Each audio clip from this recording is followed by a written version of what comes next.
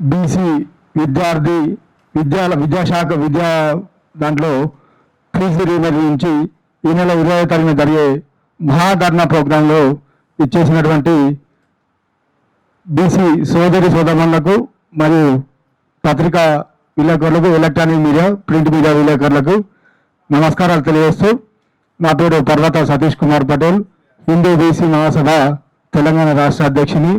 ఏదైతే రేపు 20న జరిగే మహాధర్నాకు తెలంగాణ బీసీ సంక్షేమ సంఘం రాష్ట్ర అధ్యక్షులు ఎర్ర సత్యనారాయణ గారి ఆధ్వర్యంలో ఈనాడు సభాధ్యక్షులు పాండన్న గారి అధ్యక్షతన జరుగుతున్నటువంటి ఈ ప్రెస్ క్లబ్ కాన్ఫరెన్స్ మీటింగ్ వచ్చిన సోదరులందరికీ కూడా నమస్కారాలు తెలియజేస్తూ, బీసీ మహిళ ఇది కనీసం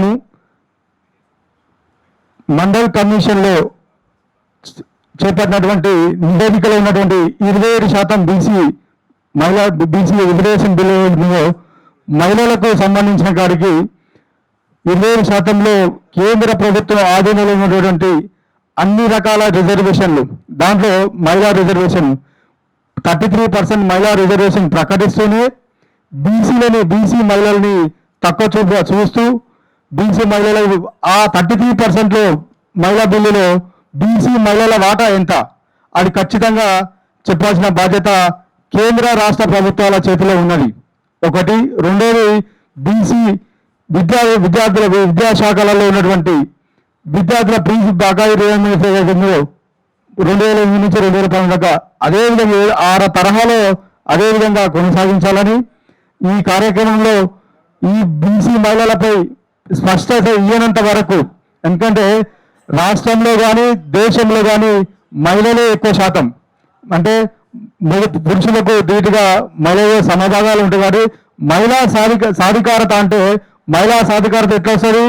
వాళ్లకు సముచిత స్థానం కల్పించినప్పుడే గ్రామ స్థాయి నుంచి పార్లమెంట్ వరకు, ఇటు అసెంబ్లీ వరకు మహిళలని ఖచ్చితంగా వారి వాటా ప్రకారం, బీసీ మహిళల్లో ఉన్నటువంటి బీసీల మహిళా వాటా ప్రకారం వాళ్ళకి రిజర్వేషన్ ప్రకటించినట్లయితేనే మనం మహిళా సాధికారతకు మనం పెద్దపీట వేసినట్లు అవుతాం. ఏదో కుటుంబీకులు ఇస్తున్నాం, లేకపోతే మహిళలకు రకరకాల రకాల శాఖలు ప్రకటిస్తున్నాం అని చెప్పి ఈ మహిళా మోర్చా అని ఇదని అదని ఈ శాఖలలో చెప్తున్నారు తప్ప బీసీ మహిళలకు రాష్ట్ర ప్రభుత్వం కానీ కేంద్ర ప్రభుత్వం కానీ ఏమీ చేసింది లేదు. గొప్పలు చెప్పుకుంటుంది తప్ప రాష్ట్ర ప్రభుత్వం కేంద్ర ప్రభుత్వం స్కూటీలు ఇస్తున్నారు ప్రధానమంత్రి మోడీ. ఏది విద్యార్థులకు 10th క్లాస్ పాస్ అయిన పిల్లలందరూ కూడా స్కూటీలు ఇస్తున్నారు. ఎక్కడ పంచింది స్కూటీలు? రాష్ట్ర ప్రభుత్వం కూడా రేవంత్ రెడ్డి గారు కూడా ఇదే ప్రకటన చేసింది, మేము మోడీ గారు ఇస్తున్నారు, మేము ఖచ్చితంగా అధికారంలో రాగానే అందరికీ ఫీజు రియంబర్స్మెంట్ ఇస్తాం, విద్యార్థినులకు అందరికీ కూడా స్కూటీలు పంపిస్తాం. ఏ రకంగా అయితే ఉన్నారో రాష్ట్ర ప్రభుత్వం అదే రకంగా బీసీ మహిళలు కానీ మహిళలందరూ కూడా మోసగిస్తూనే ఈ యొక్క వాళ్ళ మనలో సాగిస్తారు తప్ప ఏదైతే సాధికారత అంటే ఖచ్చితంగా సమభాగం అని వాళ్ళకు ఉన్నారు కాబట్టి సమానంగా వాళ్ళకు రిజర్వేషన్ కల్పిస్తే తప్ప రానున్న, ఎందుకంటే గతంలో కూడా సర్పంచ్ ఎలక్షన్లో మేము 27% ఉన్న రిజర్వేషన్ ని 42% ప్రకటిస్తాం, ఖచ్చితంగా రాజకీయాల్లో విద్యా ఉద్యోగాల్లో ప్రకటిస్తామని చెప్పేసి ఆనాడు కామారెడ్డిని డిక్లేర్ చేసిన రేవంత్ రెడ్డి ముఖ్యమంత్రి కాంగ్రెస్ పార్టీ ఈ రోజు వరకు కూడా ఆ యొక్క ఏ రకంగా కూడా రిజర్వేషన్ ఇప్పటి వరకు విద్యాశాఖలో కానీ అన్నిట్లలో కూడా ఉద్యోగాలలో కానీ ఎక్కడ కూడా వీళ్ళు అవకాశం కల్పిస్తలేరు. దీనికి కారణం ఏంటంటే మన బీసీలో ఐక్యత లేకపోవడం. బీసీలు అంతా కనుక ఏదైతే రిజర్వేషన్లు ఇవ్వకుండా పార్టీల పరంగానే సీట్లు ఇచ్చి పార్టీల పరంగానే రిజర్వేషన్లు ఇచ్చి సర్పంచ్ స్థానాలలో మనవులకు అవకాశం కల్పించకపోయినా అక్కడ గ్రామీణ ప్రాంతాలలో మనవులు సర్పంచ్గా బీసీలే ఎక్కువ మంది, సగం మంది కూడా మహిళలు మన సర్పంచ్గా గెలిచినారు. తర్వాత మున్సిపల్ ఎలక్షన్లో కూడా ఇదే రకమైన తంతు ప్రకటించరు అన్ని రకాల రాజకీయ పార్టీలు. ఎందుకంటే అగ్రకులాలకు సంబంధించిన పార్టీలే ఎక్కువ ఉన్నాయి మన రాష్ట్రంలో కానీ దేశంలో కానీ పార్టీలు. కాబట్టి మనం బీఫామ్ల కోసం వెతికిలాడుకుంటూ పోతే వాళ్ళు ఇచ్చే పరిస్థితి లేదు. కాబట్టి లోకల్ గ్రామీణ స్థాయిలో ఖచ్చితంగా మహిళలతో పాటు బీసీలలో ఉన్నటువంటి అన్ని వర్గాలు కూడా ఒక తారీఫైకి వచ్చినాయి. గ్రామీణ స్థాయిలో సర్పంచ్గా మహిళలు గెలిచినారు, సగం మనకు మగవారు ఎంతమంది ఆడవారు కూడా అంత సీట్లు వచ్చి గెలుచుకున్నారు. మున్సిపల్ ఎన్నికలలో కూడా మన వాళ్ళు చైర్మన్ బాగా చాలా మంది బీసీలు గెలుపొందినారు. అదేవిధంగా రానున్న జిహెచ్ఎంసీ ఎలక్షన్లో కూడా, ఎందుకంటే ఒక మహానగరంగా ఉన్నటువంటి ఈ హైదరాబాద్ నగరాన్ని 3 ముక్కలుగా చేసి, ఎందుకంటే వాళ్ళు ఈ తెలంగాణ రాష్ట్రంలో కాంగ్రెస్ పార్టీకి మోసగించింది బీసీలం కాబట్టి రేపు గెలిపించలేమన్న ఉద్దేశంతో దీన్ని 3 ముక్కలుగా చేసి 3 కార్పొరేషన్ చేసి 3 కార్పొరేషన్ల ద్వారా హైదరాబాద్ రకరకాలుగా మూవ్మెంట్ చేసుకొచ్చి దాంతో మరి ఇబ్బంది పెడుతున్నారు. కాబట్టి ఖచ్చితంగా బీసీల వాటా, బీసీ మహిళల వాటా 33%లో బీసీల మహిళా వాటా ఎంతో కేంద్రం తక్షణమే ప్రకటించాలి. హిందూ బీసీ మహాసభ ఆధ్వర్యంలో జరిగే మీడియా సమావేశానికి చీఫ్ గెస్ట్గా వచ్చినటువంటి గౌరవనీయులు పెద్దలు ఎర్ర సత్యనారాయణ గారికి, ఈ మీడియా సమావేశం అధ్యక్షులు పెద్దలు పాండు గారికి, మా ఉద్యమ సహచరుడు మిత్రుడు శ్రీనివాస్ యాదవ్ గారికి, నందగోపాల్ గారికి, అరుణ్ గారికి, సతీష్, నాగేశ్వర్ అందరికీ పేరు పేరున జై భీమ్ తెలియజేస్తున్నాం. అదే సందర్భంలో మీడియా మిత్రులకు కూడా జై భీమ్ తెలియజేస్తున్నాం. ఈరోజు మీడియా సమావేశం ప్రధాన ఉద్దేశం ఏంటంటే, రాష్ట్ర ప్రభుత్వం అధికారంలోకి వచ్చినప్పటి నుండి ఇప్పటి వరకు కూడా విద్యారంగానికి సంబంధించి, ముఖ్యంగా ప్రైవేట్ విద్యా సంస్థల్లో చదువుకునే విద్యార్థులకు సంబంధించి ఫీజు రియంబర్స్మెంట్ ఇచ్చే విషయంలో చాలా నిర్లక్ష్యం చేస్తున్నారు. బడ్జెట్ కేటాయింపులో ఇవ్వడంలో నిర్లక్ష్యం చేస్తున్నారు. దానివల్ల ప్రైవేట్ విద్యా సంస్థల్లో చదువుకునే విద్యార్థులందరూ కూడా ఫీజు రియంబర్స్మెంట్ ఉంటుంది కదా అనే ఉద్దేశంతో ప్రైవేట్ విద్యా సంస్థల్లో అడ్మిషన్లు తీసుకొని చదువు పూర్తి చేసుకొని సర్టిఫికెట్ల కోసం మేనేజ్మెంట్ దగ్గర పోతే లేదా కాలేజ్ దగ్గర పోతే మీరు ఫీజు కట్టి సర్టిఫికెట్ తీసుకుపోవాలని చెప్పి మేనేజ్మెంట్ విద్యార్థులను ఇబ్బందులకు గురి చేస్తున్నారు.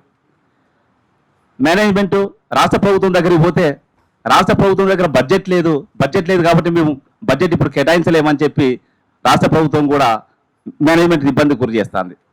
అటు విద్యార్థులు మేనేజ్మెంట్తో ఘర్షణ పడలేక, ప్రభుత్వంతో ఘర్షణ పడలేక, ఆ తర్వాత పై చదువులకు పోవడం కోసం సర్టిఫికెట్ లేక చాలా ఇబ్బంది పడుతున్నటువంటి పరిస్థితి ఈరోజు చూస్తున్నాం. నిజానికి ఈరోజు విద్య అనేది విద్యారంగానికి పూర్తిగా ప్రభుత్వం బాధ్యత వహించాల్సిన స్థాయి నుండి విద్యారంగాన్ని పేరెంట్సే బాధ్యత వహించే విధంగా దాన్ని నెట్టివేయడం అనేది ప్రభుత్వ నిర్లక్ష్యానికి అది నిదర్శనంగా ఈరోజు మనం చూస్తున్నాం. రాష్ట్ర ప్రభుత్వం వెంటనే స్పందించి ముందు ఇచ్చిన హామీ ప్రకారంగా ప్రైవేట్ విద్యా సంస్థలు చదువుకునే విద్యార్థులకు అందరికీ కూడా ఫీజు రియంబర్స్మెంట్ ఇవ్వాల్సిన అవసరం, ఆ బాధ్యత రాష్ట్ర ప్రభుత్వం మీద ఉన్నది. లేనిస్టో ఇప్పటికే చాలా మంది విద్యార్థులు సర్టిఫికెట్ తీసుకోక పై చదువులకు పోలేక అనేక రకాలుగా నష్టపోతున్నటువంటి పరిస్థితి ఈరోజు చూస్తున్నాం. చాలా మంది విద్యార్థులు బీటెక్ కంప్లీట్ చేసుకొని, ఎంసీఏ కంప్లీట్ చేసుకొని, ఎంబీఏ కంప్లీట్ చేసుకొని, ఎంబీబీఎస్ కంప్లీట్ చేసుకొని ఫీజులు కట్టలేని పరిస్థితులలో చాలా బాధపడుతున్న సందర్భం ఉన్నది. చాలా మంది మిత్రులు మాతో ఫోన్లలో మాట్లాడుతున్నారు, కలిసి మాట్లాడుతున్నారు. మా పిల్లల చదువులు పూర్తయిపోయినాయి, డిగ్రీలు పూర్తయిపోయినాయి, మావాడు ఇంజనీరింగ్ కంప్లీట్ చేసిండు, ఎంబీబీఎస్ కంప్లీట్ చేసిండు, ఇట్లా రకరకాల కోర్సులు కంప్లీట్ చేసిండు. పై చదువులకు పోవాలంటే వీళ్ళు సర్టిఫికెట్లు ఇస్తలేరు. సర్టిఫికెట్లు ఇవ్వడం కోసం ఏం చేయాలి, ఇప్పించడం కోసం ఏం చేయాలని చెప్పి వాళ్ళు బాధపడుతూ మా దగ్గరకు వచ్చి మాట్లాడుతున్న పరిస్థితి ఈరోజు చూస్తున్నాం. కోర్టు కూడా చాలా స్పష్టంగా చెప్పింది, ఫీజులతో లింకు లేకుండా చదువుకున్న విద్యార్థులకు, చదువు పూర్తయిన విద్యార్థులకు కాలేజ్ అంటే విద్యా సంస్థల మేనేజ్మెంట్ అందరూ కూడా సర్టిఫికెట్లు ఇవ్వాల్సిన ఆ బాధ్యత ఉన్నది. ఒకవేళ ఇవ్వకపోతే కాలేజీల మీద చర్యలు తీసుకుంటామని చెప్పి కోర్టు కూడా ఒక జడ్జిమెంట్ ఇవ్వడం జరిగింది. అదే సందర్భంలో రాష్ట్ర ప్రభుత్వం కూడా మీరు ప్రభుత్వం మీద తీవ్రమైన ఒత్తిడి తీసుకొని వస్తే మీ కాలేజీ మేనేజ్మెంట్ల మీద మేము విజిలెన్స్ ఎంక్వైరీ పెడతాము, అట్లా మీ కాలేజీలు కూడా మూసేయడానికి అవకాశం ఉంటుంది, మూసేసే నిర్ణయాలు కూడా మేము తీసుకుంటామని చెప్పి రాష్ట్ర ప్రభుత్వం బెదిరిస్తున్నది. అటు విద్యార్థులు ఫీజులు కట్టలేక, రాష్ట్ర ప్రభుత్వం ఫీజు రియంబర్స్మెంట్ ఇవ్వలేక, ప్రైవేట్ మేనేజ్మెంట్ కూడా వాళ్ళకున్న బాధలు ఏంటంటే ప్రతి కాలేజీ బ్యాంకులలో వాళ్ళ దగ్గర కొద్ది గొప్ప పెట్టుబడి ఉంటుంది, పర్మిషన్ తీసుకుంటారు, బ్యాంకు లోన్ తీసుకొని విద్యా సంస్థలు కొనసాగిస్తున్న సందర్భం మనం చూస్తున్నాం. ఈరోజు చాలా బ్యాంకులు కాలేజీ మేనేజ్మెంట్లకు నోటీసులు ఇచ్చి మీరు ఈఎంఐ ఇన్ టైంలో కట్టకపోతే మేము మీ కాలేజీకి ఇచ్చిన పర్మిషన్ రద్దు చేస్తాం, లేదా మీ కాలేజీని వేలం వేస్తామని చెప్పి బ్యాంకు మేనేజర్లు కూడా బెదిరిస్తారు. ఈ 3 రంగాలకు సంబంధించిన వాళ్ళు 3 రకాల బాధలు అనుభవిస్తున్నారు. వాటికి పరిష్కారం ఏంటంటే ప్రభుత్వం వెంటనే స్పందించి ఫీజు రియంబర్స్మెంట్ చేయాలి. ప్రభుత్వం స్పందించి దానికి బాధ్యత వహించకపోతే విద్యార్థులకు నష్టం జరుగుతున్నది, కాలేజ్ యాజమాన్యాలకు కూడా నష్టం జరుగుతుంది. ఆ నష్టాలకు ప్రభుత్వం బాధ్యత వహించాలని చెప్పి ఈరోజు మేమందరం కూడా బీసీ సంక్షేమ సంఘం ఆధ్వర్యంలో మా ఎర్ర సత్యన గారి అధ్యక్షతన జరిగే సమావేశంలో మేమందరం కూడా డిమాండ్ చేస్తున్నాం.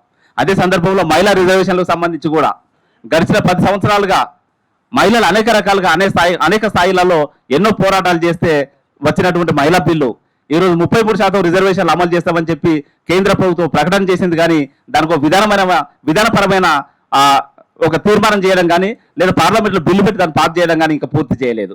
మేము డిమాండ్ చేస్తున్నాం, మహిళలు ఈ సమాజంలో సగభాగంగా ఉన్నారు.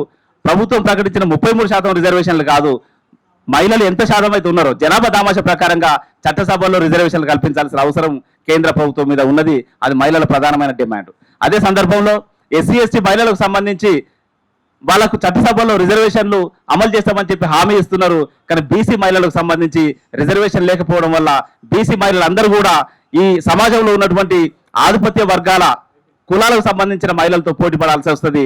ఇప్పుడు జనరల్ సీట్లలో మగవాళ్ళు ఎట్లయితే రెడ్డి వెలుమ కమ్మ కులాలతో పోటీపడి గెలవలేకపోతున్నారో రేపు మహిళలు కూడా గెలవలేని పరిస్థితి ఉంటుంది. మహిళలకు కేటాయించిన కోట కూడా ఈ సమాజంలో దేశంలో ఉన్నటువంటి ఆధిపత్య వర్గాలకు సంబంధించిన మహిళలకు గెలిచే అవకాశం ఉంటుంది. కాబట్టి మహిళా ప్రాతినిధ్యం కూడా బీసీలు కోల్పోయే ప్రమాదం ఉంటుంది. కాబట్టి ప్రభుత్వం వెంటనే స్పందించి జనాభా దామాష ప్రకారం 50% రిజర్వేషన్లు ఇవ్వాలి. ఆ 50% రిజర్వేషన్లలో ఎస్సీ ఎస్టీ మహిళలతో పాటుగా బీసీ మహిళలకు కూడా సబ్ కోటా కేటాయించాలని చెప్పి డిమాండ్ చేస్తున్నాం. ఒకవేళ ప్రభుత్వం ఈ నిర్ణయం తీసుకోకపోతే నిన్న జంతర్ మంతర్ దగ్గర ఎట్లయితే పోరాటాలు జరిగినాయో దేశవ్యాప్తంగా ఉన్నటువంటి యువత, ముఖ్యంగా నిరుద్యోగ యువత ఎట్లయితే జంతర్ మంతర్లో లక్షలాదిగా కదిలొచ్చి పార్లమెంటును ముట్టడించిందో రేపటి కాలంలో మా బీసీలము ఎస్సీలము ఎస్టీలము అందరం కలిసి పెద్ద ఎత్తున ఇక్కడ అసెంబ్లీని ముట్టడిస్తాం, అక్కడ పార్లమెంటును కూడా ముట్టడిస్తాం. మొత్తం రాష్ట్ర కేంద్ర ప్రభుత్వాలని స్తంభింపజేసే నిర్ణయాలు కూడా మేము తీసుకుంటామని చెప్పి సందర్భంగా రాష్ట్ర కేంద్ర ప్రభుత్వాలు హెచ్చరిస్తున్నాం. ఎందుకంటే రాష్ట్ర ప్రభుత్వం కూడా ఎన్నికలకు ముందు విద్యారంగానికి సంబంధించి అనేక హామీలు ఇస్తూ ప్రజలను ఒప్పించి ఓట్లేయించుకుని అధికారంలోకి వచ్చిండ్రు. కేంద్ర ప్రభుత్వం కూడా మేము అధికారంలోకి వస్తే మేము మహిళలకు సంబంధించి, విద్యార్థులకు సంబంధించి, నిరుద్యోగ యువతకు సంబంధించి, బీసీలకు సంబంధించి మేము అన్ని రకాల ప్రయత్నాలు చేస్తాం, అన్ని రకాల సంక్షేమ పథకాలు ప్రవేశపెడతామని చెప్పి హామీ ఇస్తూ బీజేపీ అధికారంలోకి వచ్చింది. బీజేపీ బీసీల పట్ల బాధ్యత వహిస్తలేదు, బీజేపీ విద్యారంగం పట్ల బాధ్యత వహిస్తలేదు. కేంద్ర ప్రభుత్వం అన్ని రంగాలను కూడా నిర్లక్ష్యం చేస్తున్నది. ఈ రోజు ప్రభుత్వం అంటే గుజరాత్ పెట్టుబడిదారులకు ఈ ప్రభుత్వ సంపద దోచిపెట్టడం తప్ప వాళ్ళకి ఇంకా వేరే పని లేనటువంటి పరిస్థితి ఉన్నది. తెలంగాణ సంపదను ఆంధ్ర సంపన్న వర్గాలు దోపిడీ చేసినప్పుడు ఎట్లయితే ప్రజలందరూ పెద్ద ఎత్తున తిరుగుబాటు చేసి తెలంగాణ రాష్ట్రాన్ని సాధించుకున్నారో ఈ రోజు కేంద్ర ప్రభుత్వానికి వ్యతిరేకంగా, గుజరాత్ పెట్టుబడిదారుల దోపిడీకి వ్యతిరేకంగా తెలంగాణతో పాటుగా దేశంలో ఉన్నటువంటి అన్ని సామాజిక వర్గాలకు సంబంధించిన వాళ్ళు, ముఖ్యంగా కష్టజీవులందరూ కూడా ఉమ్మడిగా కేంద్ర ప్రభుత్వ విధానాలకు వ్యతిరేకంగా పెద్ద ఎత్తున పోరాటాలకు సిద్ధమవుతున్నాం. ఆ సందర్భంగా కేంద్ర ప్రభుత్వం ప్రజల డిమాండ్ మేరకు వాళ్ళ సమస్యలు పరిష్కరిస్తారా లేదా ప్రభుత్వం నుంచి తొలగిపోతారా అనేది నిర్ణయించుకోవాల్సిన సందర్భం. మీరు పోకపోతే మేమే పంపించడానికి సిద్ధమవుతున్నాం. మేము రాష్ట్ర ప్రభుత్వానికి విజ్ఞప్తి చేస్తున్నాము, అదేవిధంగా కేంద్ర ప్రభుత్వానికి కూడా విజ్ఞప్తి చేస్తున్నాం. మీ ద్వారా అన్నగారు ఎర్ర సత్యనారాయణ గారి ఆధ్వర్యంలో బీసీ సంక్షేమ సంఘము మీ ముందు కొన్ని అంశాలను పెట్టడం జరుగుతుంది. ఎందుకంటే గతంలో కూడా ఏ పార్టీ అధికారంలో ఉన్నా కానీ ఖచ్చితంగా రియంబర్స్మెంట్ అంటే స్టూడెంట్స్ ఏదైతే పిల్లలు చదువుకుంటున్నారో వాళ్ళకు రియంబర్స్మెంట్ అనేది ఖచ్చితంగా చేయాల్సిన బాధ్యత ఉన్నది. అది ఎవరిది భిక్ష కాదు. ఇట్స్ ఏ ఫండమెంటల్గా వాళ్ళు గవర్నమెంట్ ఆఫ్ ఇండియా కానీ అదేవిధంగా స్టేట్ గవర్నమెంట్ కానీ ఖచ్చితంగా ప్రొవైడ్ చేయాల్సిన బాధ్యత వాళ్ళపై ఉన్నది. ఎడ్యుకేషన్ అనేది ఒక ఆర్టికల్ 21 కింద ఉంది కాబట్టి రైట్ అనేది right to education is a fundamental right. కాబట్టి ఖచ్చితంగా ఈ సోషల్ వెల్ఫేర్ యాక్టివిటీస్ ఏదైతుందో కన్సాలిడేటెడ్ ఫండ్కి వెళ్ళి రాజ్యాంగం పొందుపరిచిన 275 అదేవిధంగా 282 ఆర్టికల్ ద్వారా కన్సాలిడేటెడ్ అంటే ఏదైతే వెల్ఫేర్ స్కీమ్స్ ఉన్నాయో there is no any statutory అంటే అవసరమేం లేదు. అంటే నిన్ననే మనము కోర్టులో కూడా ఇక అంటే షాదీ ముబారక్ కానీ అదేవిధంగా కళ్యాణ్ లక్ష్మి కానీ దాని మీద కోర్టు వారు స్టే ఇవ్వడం జరిగింది. అంటే there is provision of law అంటే under what authority of law you are providing these welfare schemes అనేది ఆర్టికల్ 275 and 282లో there is a clear provision of law. Then any government state government or central government is at liberty ఖచ్చితంగా వాళ్ళు provide చేసే అవకాశాలు ఉంటాయి. Over in the power. మేము కూడా రాష్ట్ర ప్రభుత్వాన్ని కానీ కేంద్ర ప్రభుత్వాన్ని కానీ ఖచ్చితంగా ఎడ్యుకేషన్ కాపాడుకోవాలి. Education is the ultimate. Future generations must be benefited. Without being education it is very difficult task. We can't expect any development in the society at large. కాబట్టి ఖచ్చితంగా ఎడ్యుకేషన్ అనేది మ్యాండేటరీ. అన్నగారు చాలా విషయాలు చెప్తారు. అదేవిధంగా reservation being provided to the only ఒక some caste అని కాదు, అందరికి కూడా ప్రొవైడ్ చేయాల్సిన అవసరం ఉంది. ఎవరైతే మేమెంతో మాకంతా అనేది ఇది మా స్లోగన్ కాదు, రాహుల్ గాంధీ గారే మొత్తం కాన్స్టిట్యూషన్ పట్టుకొని తిరుగుతూ ఉన్నారు. మేము కూడా ఆయన ఫాలోవర్గా ఆయన యొక్క ఆలోచన విధానంతో ఏకీభవించి మేము కూడా we are selling with రాహుల్జీ is a future prime minister of India. కాబట్టి ఖచ్చితంగా మేము సోషల్ జస్టిస్ అనే ఎజెండా ఖచ్చితంగా పాటించాల్సిన బాధ్యత రాష్ట్ర ప్రభుత్వంపై ఉంది, అదేవిధంగా కేంద్ర ప్రభుత్వంపై ఉన్నది. It is bounded duty of the power, whoever in the power, they should follow the social justice concept. They should not deviate from the concept which is being there in the Constitution of India. కాబట్టి ఖచ్చితంగా follow చేయాల్సిన బాధ్యత ఉన్నది. Power may come, power may go, nobody is permanent in the power. కాబట్టి ఖచ్చితంగా they are only elected to serve the people, not to exploit the people. కాబట్టి ఖచ్చితంగా ఎవరైనా చేయాల్సిన బాధ్యత ఉంది. ఎంతో మంది చేశారు, ఇంతమంది ఇంత చేస్తేనే ఇంత దూరం వచ్చిన అభివృద్ధి పదంలో అందరం కూడా ప్రపంచాల్లో గొప్ప భారతదేశంగా వెలుగుతూ ఉన్నాము, పోతా ఉన్నాం ముందుకు. కాబట్టి ఖచ్చితంగా ఇందులో భాగంగానే మేమేమనుకున్నాం అంటే స్టూడెంట్స్ కానీ మహిళలకు కానీ ఏదైతే ఉన్నాయో అవన్నీ కంటిన్యూ చేస్తూ బెనిఫిట్ దిశ అంటే they must be benefited under the welfare schemes అని మేము తెలియజేస్తున్నాము. ఇమీడియట్లీ 800 crores ఏదైతే ఉందో ఈ నెల 25 నాడు సంపూర్ణ బీసీ ఫీజు రియంబర్స్మెంట్ కొరకు, అదేవిధంగా పార్లమెంటు లోపల ఏదైతే మహిళా బిల్లు లోపల బీసీల కోటా కొరకు ఒక మహాధర్నాన్ని ఏర్పాటు చేస్తున్నామనేటటువంటి ప్రకటించడానికి ఈ సమావేశాన్ని ఉపయోగిస్తున్నాము. ఫీజు రియంబర్స్మెంట్ అంతర్జాతీయ విపణి లోపల, అంతర్జాతీయ కమర్షియల్ సిస్టమ్ లోపల హైదరాబాదు ఈరోజు ఒక ప్రత్యేకమైనటువంటి గుర్తింపు, గౌరవానికి నోచుకుంటుంది. ఇది ప్రపంచంలో ఉన్నటువంటి దాదాపు 250 మహానగరాల కంటే కూడా హైదరాబాద్కు ఈరోజు ఇంపార్టెన్స్ వచ్చింది.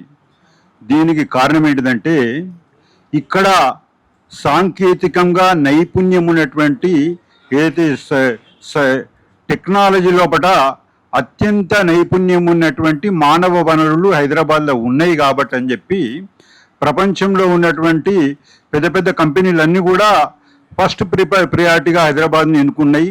అదేవిధంగా హైదరాబాద్ లోపల కేంద్రంగా ఉన్నటువంటి ఈ నైపుణ్యమైనటువంటి వనరులన్నీ కూడా అంతర్జాతీయంగా ప్రతి దేశం లోపల దీనికి ఇంపార్టెన్స్ ఉండడమే కాకుండా ప్రతి దేశం లోపల లక్షలాది మంది నైపుణ్యమైనటువంటి వ్యక్తులు తిరుగుతున్నారంటే దీనికి కారణం ఏంటిదంటే ఇక్కడ ఆ రోజు 2097 నుంచి 2016 వరకు వచ్చినటువంటి ఏదైతే సాంకేతిక విప్లవం ఉందో ఆ విప్లవం కారణంగా దొరికినటువంటి మానవ వనరుల కారణంగా ప్రపంచం లోపల కానీ హైదరాబాద్కే కానీ ఒక ప్రత్యేకమైనటువంటి గుర్తింపు వచ్చింది. దానికి కారణం ఏంటిదంటే ఫీజు రీఎంబర్స్మెంట్ పథకము అని చెప్పేసి ఈ సందర్భంగా గుర్తు చేస్తున్నాం. మేము ఆ రోజు 97 వరకు ఈ రాష్ట్రంలో కానీ దేశంలో కానీ ప్రైవేట్ కానీ కార్పొరేట్ విద్య అనేటటువంటిది లేనటువంటి పరిస్థితి. ఇది ఆ పరిస్థితి లోపల కేవలము 5 ప్రైవేట్ ఇంజనీరింగ్ కాలేజీలు ఉన్నటువంటి ఈ ప్రాంతము ఒకేసారి 97 తర్వాత 50 ఇంజనీరింగ్ కాలేజీలకు, అదేవిధంగా మెడికల్ కాలేజీలకు, ఆ తర్వాత 2004కు వచ్చే వరకు 2006కు వచ్చే వరకు 250 ఇంజనీరింగ్ కాలేజీలు, అదేవిధంగా ఏటా 2.5 లక్షల బీసీ విద్యార్థులు, అదేవిధంగా 6 లక్షల మంది జనరల్ విద్యార్థులు అనేటటువంటిది రావడం కారణంగా ప్రపంచంలోనే మానవ వనరులకు హబ్గా తయారు కావడం కారణంగా ఈ విప్లవానికి హైదరాబాద్ అనేటువంటి కేంద్రమైంది. దీంట్లో ఫీజు రియంబర్స్మెంట్ పాత్ర ఏంటిదంటే ఆ రోజు 97కు ముందు ఈ రాష్ట్రంలో కార్పొరేట్ ఎడ్యుకేషన్, ప్రైవేట్ ఎడ్యుకేషన్ లేనటువంటి పరిస్థితి లోపల ఏదైతే ఈ రాష్ట్రంలో ఒక మొదటి ప్రైవేటు 50 ఈ ఇంజనీరింగ్ కాలేజీలు కానీ ప్రైవేట్ కాలేజీలు వచ్చినప్పుడు అప్పుడున్నటువంటి ప్రభుత్వము మాకు ఇచ్చినటువంటి హామీ ఏంటిదంటే, అరే బాబు మీరేమో ఇట్లా అడ్డగోలుగా కాలేజీలు పెట్టుకుంటున్నారు, కాలేజీలు పెట్టుకుంటే మా సంగతి ఏంటిది అని మేము అడిగినప్పుడు మాకు ఇచ్చినటువంటి హామీ ఏంటిదంటే ఎస్సీ, ఎస్టీ, బీసీ విద్యార్థులందరూ కూడా, అదేవిధంగా ఈబీసీ విద్యార్థులందరూ కూడా ఫీజు భారము మీ మీద పడకుండా చూస్తామని చెప్పి మాకు ఇచ్చిన హామీ ప్రకారము ఆ రోజు స్కాలర్షిప్ సిస్టమ్ అనేటటువంటిది 97లో వచ్చింది. అప్పుడున్నటువంటి 7,500 ఫీజు ఏదైతుందో అప్పుడున్నటువంటి ప్రభుత్వము స్కాలర్షిప్స్ అనే సిస్టమ్ ద్వారా 2006 వరకు ఈ రాష్ట్రంలో కూడా కొనసాగడం కారణంగా ఏటా 2 లక్షల మంది ఏదైతే ఇంజనీరింగ్ విద్యార్థులు కాదు ఉన్నత విద్యార్థులుగా రావడం కారణంగా అప్పుడే వచ్చినటువంటి కంప్యూటర్ విప్లవం కారణంకు ఇది జత చేయడం కారణంగా ప్రపంచ విప్లవానికి ఆది కేంద్రమైనటువంటి విషయం ఈ సందర్భంలో గుర్తు చేస్తున్నాం. దాని తర్వాత ఏమైందంటే 2007 తర్వాత ఈ రాష్ట్రంలో కూడా ఈ ఏవైతే ప్రైవేట్ కాలేజీలు ఏదైతే 50 కాలేజీలు ఏవైతే ఉన్నాయో అవన్నీ కూడా అప్పర్ క్యాస్ట్ రెడ్లకు వెలమలకు కమ్మలకు మాత్రమే వచ్చినటువంటి ఆ కాలేజీలు బతకడానికి వాళ్ళు మరింత వికాసంగా బతకడానికి వరకు ఆనాటి ఉన్నటువంటి రెడ్డి ప్రభుత్వం ఏం చేసిందంటే ఈ మా కులాల కాలేజీలు మంచిగా నడవాలనేటటువంటి ఉద్దేశంతో 7,500 ఉన్నటువంటి ఫీజులను 35,000 పెంచడం అనేటటువంటి కారణం ఏంటిదంటే అప్పుడు మళ్ళొకసారి ఈ ప్రతిష్టంభన అనేటటువంటిది రావడం కారణంగా మా బీసీ విద్యార్థులందరూ కూడా హయ్యర్ ఎడ్యుకేషన్ కు దూరమయ్యేటటువంటి ప్రమాదం ఉంది అనేటటువంటి ఆలోచనతోటి ఆ రోజు ఉన్నటువంటి పరిస్థితుల పట్ల ఒక 13వ డిమాండ్ గా ఎస్సీ ఎస్టీలతో పాటు బీసీలకు కూడా పూర్తి స్కాలర్షిప్ రేషియోలో ఫీజు మాఫీ చేయాలనేటటువంటి డిమాండ్ ఏదైతే నేను ఆ రోజు ఏర్పాటు చేసిందో అది తదనంతరము రూపాంతరం చెందేది 7 డిమాండ్ గా ఆ తర్వాత 2009 ఎన్నికల అంశంగా రాజశేఖర రెడ్డి తీసుకొని ఫీజు రీఎంబర్స్మెంట్ అనేటటువంటి కొత్త పేరు పెట్టేసేసి ఈ రాష్ట్రంలో ఫీజు రీఎంబర్స్మెంట్ పథకం తీసుకొచ్చిందని చెప్పేసి ఈ సందర్భంగా గుర్తు చేస్తున్నాం. దాని ద్వారా పెరిగినటువంటి కాలేజీల మేరకు ఇంకా మరింత ఎరగేసేసి అంతర్జాతీయంగా ఈ వస్తున్నటువంటి విద్యార్థి విప్లవం అనేటటువంటిది మరింత కేంద్రమయ్యి ఈ రోజుకి ఏమైందంటే ఎన్నో అప్పర్ క్యాస్ట్ లో ఉన్నటువంటి ప్రభుత్వాలన్నీ కూడా ఈ ఓరోజాలంతనంగా ఎన్నో కుట్రలు కుయంత్రాలు పనినా కూడా ఈ రోజు కూడా ఏంటంటే రాష్ట్ర ఆదాయంలో కూడా ప్రత్యక్ష పరోక్ష విధానాల ద్వారా 20% ఆదాయము అంటే దాదాపు 60 లక్షల కోట్ల రూపాయలు ఇన్కమ్ వచ్చేటటువంటి పరిస్థితి తీసుకొచ్చిందనేటటువంటిది ఈ ప్రభుత్వాలు గుర్తుంచుకోవాలని చెప్పేసి డిమాండ్ చేస్తున్నాం. మీరు ఫీజు రియంబర్స్మెంట్ పథకం ఏంటంటే ఒక భిక్ష అనేటటువంటి ఏదైతే ప్రయత్నాలు చేస్తుండో అవి ఇప్పటి నుంచి అయినా కానీ ఈ దుర్మార్గమైన ఆలోచనలు కానీ ఈ పరోక్షమైనటువంటి అన్యాయాన్ని మనం కొనసాగించేటువంటి విధానాలను తక్షణమే మానుకోవాలని చెప్పేసి దీని మీద మీరు మానుకోకపోతే మరొకసారి ప్రజా విప్లవానికి మీరే కారకులు అవుతారని చెప్పేసి ఈ సందర్భం గుర్తు చేస్తున్నాము. మాకు ఇప్పుడు కావాల్సింది ఏంటంటే మీరు తయారు చేసుకున్నటువంటి ఏదైతే నాయక వ్యవస్థల ద్వారా ఈ ఎంత కూడా ఈ ఉద్యమాలన్నీ కూడా బకాయిల ఉద్యమాలుగా మీరు ఏదైతే తయారైందో దాని తక్షణమే ఆ బకాయిల ఉద్యమం నుంచి సంపూర్ణ ఫీజు రియంబర్స్మెంట్ పథకం కొరకు ఉద్యమిస్తామని చెప్పేసి ఈ సందర్భంగా తెలియజేస్తున్నాం. ఇప్పుడు మేము తీసుకుపోయే మహాధర్నాల పట్ల ఏదైతే ఉందో బకాయిల రద్దుల కొరకు బకాయిల చెల్లింపుల కొరకు జరిగే ఉద్యమం కాదు. 2008 నుంచి 2013 వరకు ఏదైతే టోటల్ ఫీజు రియంబర్స్మెంట్ ఉందో ఆ పథకాన్ని పునరుద్ధరించాలని చెప్పేసి ఉద్దేశంతో ఈ మహాధర్నాన్ని ఉద్దేశించమని తెలియజేస్తున్నాం. 2013 తర్వాత ఏం జరిగిందనంటే అప్పుడున్నటువంటి ప్రభుత్వము దీన్ని రూపుమాపే విధానంతో మాకు భారమవుతుంది అనేటటువంటి ఉద్దేశంతో 10,000 ర్యాంక్ అనేటటువంటి పెట్టింది. దాని తదనంతరం వచ్చినటువంటి ప్రభుత్వం ఏంటంటే కేవలం 35,000 పరిమితం చేస్తూ మిగిలినటువంటి అనవసరంగా పెంచిండు. CBITకి ఏమో 2 లక్షల ఫీజు, అదేవిధంగా చిన్న వర్ధమాన్ కాలేజ్కు ఏదైతే 20,000 ఫీజు అనేటటువంటిది ఏదైతే ఆ అనిశ్చితితోటి ఇర్రెగ్యులారిటీస్ చెప్పి జనరల్ లాకు వ్యతిరేకంగా ఏదైతే మీరు పరిమితి చేసుకొని మీ అప్పర్ క్యాస్ట్ కాలేజ్ సిస్టమ్ పెంచుకునేటటువంటి ఒక దుర్మార్గమైనటువంటి ఆలోచనలో జనరల్ లాకు వ్యతిరేకంగా ఇది కామన్ రూల్ ఉంటుంది. అది వర్ధమాన కాలేజీకి అంతే ఉంటుంది, CBITకి కూడా అంతే ఉండేటటువంటి ఈ కామన్ మినిమం సబ్జెక్టును కూడా మీరు వదిలేసేసి అడ్డగోలుగా పెంచుకుంటూ ఒక్కొక్క ఈ రోజు 10 లక్షలు పెంచేటటువంటి ఒక దుర్మార్గమైనటువంటి ప్రాక్టీస్ కు మీరు ముందుకు తీసుకొచ్చినటువంటి పరిస్థితి ఇది. కాబట్టి తక్షణం ఏంటంటే ఈ ఇర్రెగ్యులారిటీస్ మీరు సవరిస్తారా లేకపోతే ఐజిటీస్ మొత్తం ఫీజు రియంబర్స్మెంట్ బీసీలకు ఇస్తారా అంటేటువంటిది తేల్చుకోవాలని చెప్పేసి ఈ సందర్భంగా తెలియజేస్తున్నాము. ఆ దిశగా మా ఉద్యమ స్వరూపం ఉంటుందని చెప్పి తెలియజేస్తున్నాం. అదేవిధంగా మాకు 97లో కూడా ఏదైతే మీరు హామీ ఇచ్చిండ్రో దాని ప్రకారము అయితే మీరు టోటల్ ఫీజు రియంబర్స్మెంట్ ఇవ్వండి, లేకపోతే టోటల్ కార్పొరేటర్ ప్రైవేటైజేషన్ ని టోటల్ బ్యాన్ చేసేసి 97 ఉండినటువంటి పూర్వస్థితి తీసుకొచ్చి ప్రభుత్వమే హైయర్ ఎడ్యుకేషన్ టేక్ ఓవర్ చేయాలని చెప్పేసి డిమాండ్ చేస్తాం.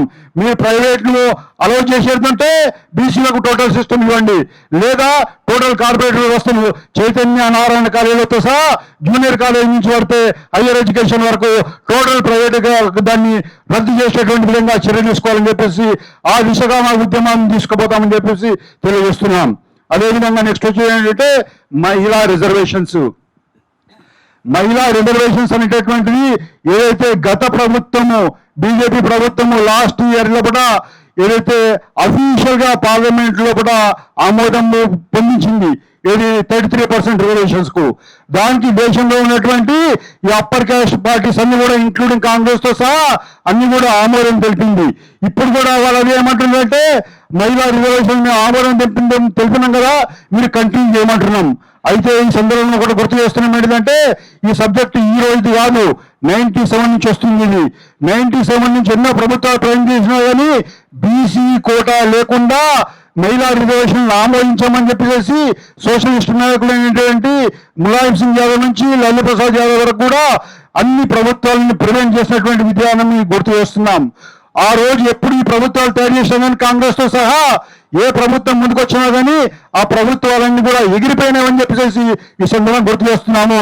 కాంగ్రెస్ పార్టీ కానీ బీజేపీ పార్టీ కానీ ఈ ప్రభుత్వాలు కానీ తక్షణమే బీసీ కోటా లేకుండా ఏ మహిళా రిజర్వేషన్స్ మీరు తీసుకొచ్చినా కానీ ఎట్టి పరిస్థితుల్లో కూడా సామాజిక ఉద్యమాలందరూ కూడా ప్రతిఘటిస్తారని చెప్పి సందర్భంగా తెలియజేస్తూ ఈ అంశం కూడా పొందుపరిచి మహిళా రిజర్వేషన్లలో కూడా బీసీ కోటా సంపూర్ణ ఫీజు రియంబర్స్మెంట్ కొరకు జరిగేటటువంటి ఈ నెల 25న జరిగేటటువంటి ధర్నా కార్యక్రమం ద్వారా అంతలోక ప్రభుత్వము యాజిటీస్ గా ముందుకొచ్చి దాన్ని ఆలోచిస్తున్నా, లేకపోతే మీరు రాబోయేటటువంటి అతిపెద్ద ప్రమాదం ఇప్పటికే బీడలేస్తారా అనేటటువంటిది గుర్తుపెట్టుకోవాలని చెప్పి డిమాండ్ చేస్తూ ఈ నెల 25 నాడు జరిగేటటువంటి ఈ మహాధర్నాకు పెద్ద ఎత్తున పాల్గొనాల్సిందిగా మొత్తం సామాజిక ఉద్యమాల నేతలందరినీ కూడా మేము పిలుపునిస్తున్నాం. దీని కొరకు కార్యాచరణగా దీనికి అనుకూలంగా ఉండేటటువంటి అన్ని సంఘాలను అన్ని పార్టీలను కూడా ఏకం చేసేటువంటి కార్యక్రమం చేసేటటువంటి కార్యాచరణ కూడా మా దిశ ఉంది. కాబట్టి తక్షణమే ప్రభుత్వం స్పందించాలని చెప్పేసి ఈ సందర్భంగా కోరుతున్నాము. విగ్రహాలు ఏర్పాటు చేస్తున్నారు, సంతోషము. అదేవిధంగా కుటుంబం ఇస్తా అంటున్నారు, సంతోషము. మాకు విగ్రహాలు కావాల్సింది ఆశయాలు, విగ్రహ నేతల ఆశయాలను పరిపూర్ణం చేసేటువంటి విధంగా మీ కార్యాచరణ ఉండాలి. అదేవిధంగా కుటుంబిషన్లు కాదు రిజర్వేషన్లు కావాలని చెప్పేసి డిమాండ్ చేస్తూ జరిగేటటువంటి ఈ ధర్నాలో కూడా పెద్ద ఎత్తున పార్టిసిపేట్ చేయాల్సిందిగా కోరుతూ అమలు చేయాలి.